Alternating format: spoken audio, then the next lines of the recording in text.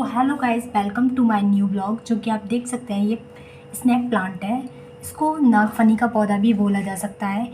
इसको हम बालकनी या वायु शुद्ध करने के लिए भी लगाया जा सकता है। और ये दिखने में काफ़ी ब्यूटीफुल लगता है, जो कि स्नैक की तरह इसकी लीव्स है, जो कि दिखने में काफ़ी ब्यूटीफुल लगती हैं। और ये बहुत ही ब्यूटीफुल सा है। इसको हम डेकोरेशन के लिए भी यूज़ कर सकते हैं। सो बाय बाय।